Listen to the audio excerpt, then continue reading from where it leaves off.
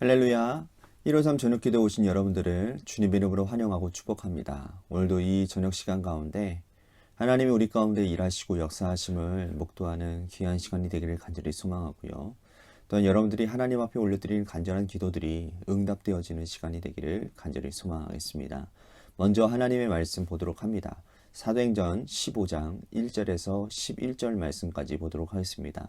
사도행전 15장 1절에서 11절입니다. 우리 같이 한 목소리로 다 함께 봉독하도록 하겠습니다. 시작. 어떤 사람들이 유대로부터 내려와서 형제들을 가르치되 너희가 모세의 법대로 할례를 받지 아니하면 능히 구원을 받지 못하리라 하니 바울 및 바나바와 그들 사이에 적지 아니한 다툼과 변론이 일어난지라.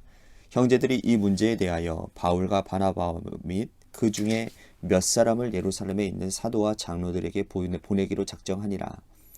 그들이 교회 전송을 받고 베니게와 사마리아로 다니며 이방인들이 주께로 돌아온 일을 말하며 형제들을 다 크게 기뻐하더라. 예루살렘에 이르러 교회와 사도와 장로들에게 영접을 받고 하나님이 자기들과 함께 계셔 행하신 모든 일을 말하매 바리새파 중에 어떤 믿는 사람들이 일어나 말하되 이방인에게 할례를 행하고 모세의 율법을 지키라 명하는 것이 마땅하다 하니라.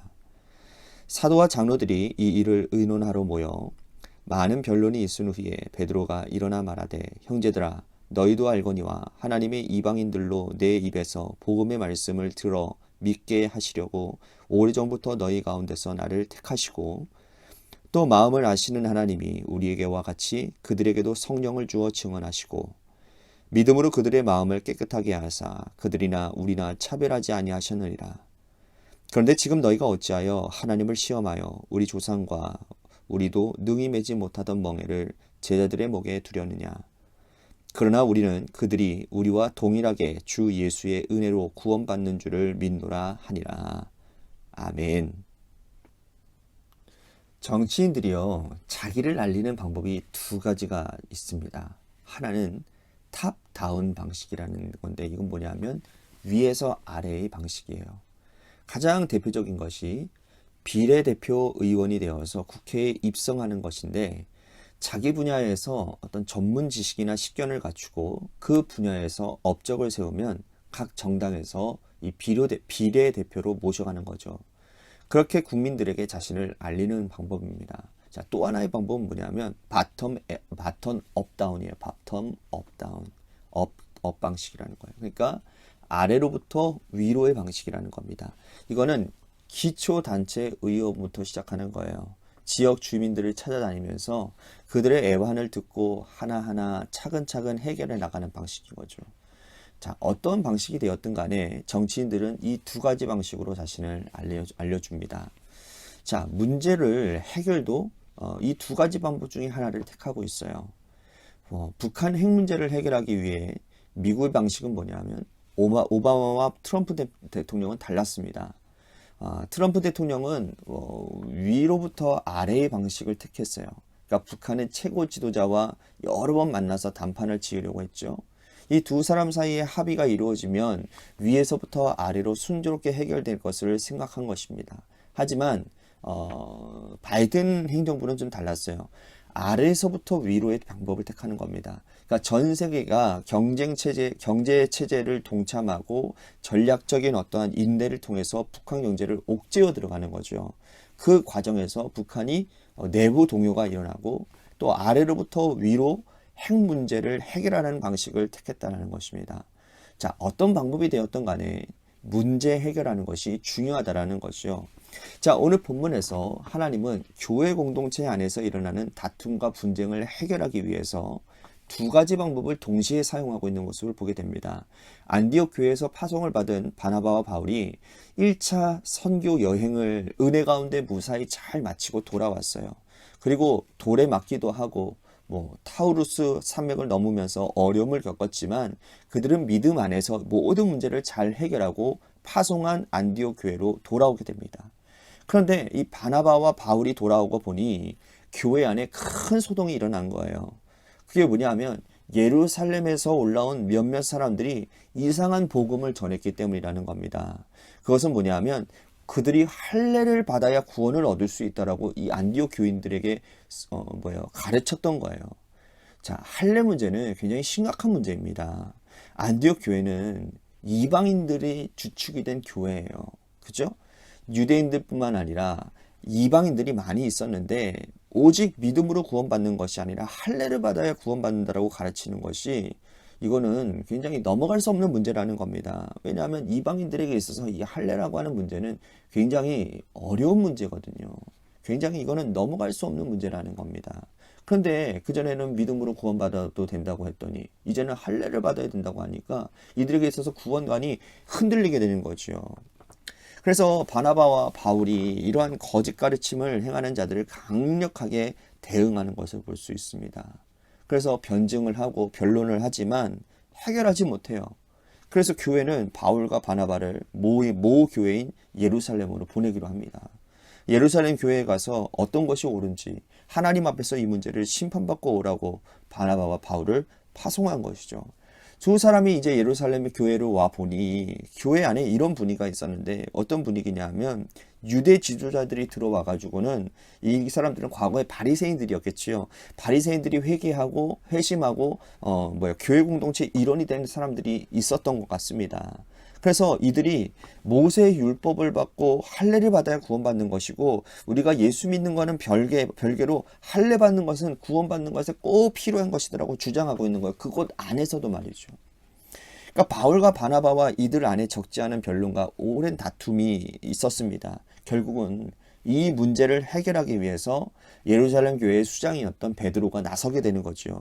그리고는 베드로가 정리하는 겁니다. 베드로가 뭐라고 정리하냐면 7절에서 11절 말씀을 다시 한번 보도록 하겠습니다.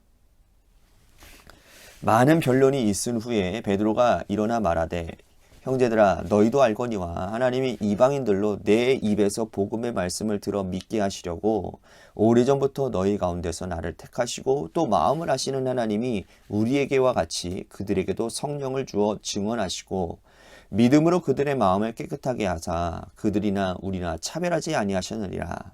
그런데 지금 너희가 어찌하여 하나님을 시험하여 우리 조상과 우리도 능히 매지 못하던 멍에를 제자들의 목에 두려느냐. 그러나 우리는 그들이 우리와 동일하게 주 예수의 은혜로 구원받은 줄로 믿노라 하니라. 그러니까 베드로가 이렇게 자신 있게 이방인들이나 우리나 하나님이 차별이 없다라고 말할 수 있었던 이유는 뭡니까? 이 전에 있었던 사도행전 10장에 나오는 고넬료 사건을 통해서 이 사람은 직접 경험을 했거든요. 그죠? 정말 이방인들 가운데서도 성령이 임하고 하나님의 구원하심의 역사를 두 눈으로 똑똑히 보았단 말이죠.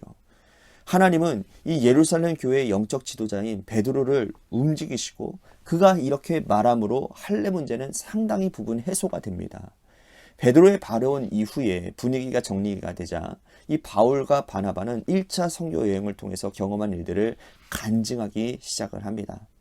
바나바와 바울은 1차 선교 여행 기간 동안에 각 성을 돌아다니면서 경험한 일들을 간증하는데 하나님이 이방인들에게 어떻게 역사하셨는지 또 그들이 진리의 말씀을 전할 때마다 어떤 능력이 임했는지를 간증하지요. 이 말은 그 자리에 모인 사람들에게 큰 은혜가 되었습니다.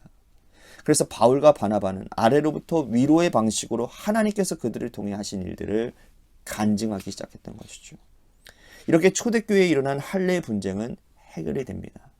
이방인들에게도 할례를 행해야 되느냐 행하지 않아도 되느냐 하는 문제는 위에서 아래의 방식으로 아래에서부터 위로의 방식으로 깨끗하게 해결이 됩니다. 자, 이 사건은 오늘 우리들에게 주는 교훈이 굉장히 큰 교훈입니다. 우리는 모두 하나님의 은혜로 살아가는 존재들이지만 여전히 많은 문제를 가지고 있어요. 가정에서도 교회에서도 크고 작은 그러한 문제가 쉴 새 없이 일어나고 있습니다. 문제를 해결하는 방식은 두 가지가 함께 어우러져야 된다라는 거예요. 위로부터 주시는 하나님의 은혜가 있어야 되고 아래에서부터 열심히 일하고 행하고 수고하는 노력이 있어야 된다는 겁니다. 영적 지도자 베드로의 발언으로 문제가 상당 부분 해결되어진 것처럼 하나님께서 특별한 은혜를 주셔야 되는 것이고 동시에 바울과 바나바가 목숨을 걸고 말씀을 전해서 아래에서부터 위로의 문제 해결을 도모한 것처럼 우리도 문제 해결에 부단히 노력하는 가운데 하나님의 은혜를 간과해서는 안 된다라는 거예요. 다시 말씀드린다면 어느 한쪽만 치우서는 안 된다는 거예요. 하나님의 은혜만 바라봐도 안 되고 우리가 하나님의 은혜를 간과하고 우리의 노력만 해서도 안 된다라는 거예요. 하나님의 은혜와 우리의 수고가 만나게 될 때 우리의 인생의 문제가 해결되어질 수 있다라는 것이죠. 오늘 우리의 기도를 통해서 하나님의 은혜를 구하고 여러분들의 삶의 문제 가운데서 성실하게 행하는 역사가 있기를 소망합니다. 이 두 가지가 함께 만나서 여러분들 삶 가운데 만연해져 있는 그 여러 가지 문제들을 깨끗하게 해결받는 우리 귀한 성도님들이 다 되시기를 주님의 이름으로 간절히 축복하겠습니다. 오늘 말씀을 생각하면서 우리 같이 기도했으면 좋겠습니다. 하나님께서 주시는 은혜로 우리의 인생의 당면한 문제를 해결하기를 기도합니다. 내가 할 수 있는 수고와 노력을 다하겠습니다. 우리 같이 말씀 생각하며 기도하겠습니다. 또 한 가지 우리 교회를 위해서 간절히 기도합시다. 하나님께서 세워주신 몸된 교회가 주님의 뜻 가운데 온전히 바로 세워지는 역사가 있게 하시고 또한 하나님 구원받는 자들의 수가 넘쳐나는 교회가 되게 하시고 또한 말씀과 기도와 예배 가운데 성령의 충만한 은혜가 넘쳐나는 그런 교회가 되게 해달라고 또한 재개발 가운데 놓여져 있는 주님의 교회를 위해서도 기도해 주시기를 바라겠습니다. 또 한 가지 우리 육신의 질병으로 고통당하시는 분들 많이 있습니다. 그분들을 위해서 기도해 주시고 또한 고3 수험생들을 위해서 또한 여러분들의 삶의 자리와 여러분들의 자녀들을 위해서 기도하시다가 시간 돌아가시기를 바랍니다. 노래 끝날 때까지 우리 같이 합심하여 기도하도록 하겠습니다. 기도하시겠습니다.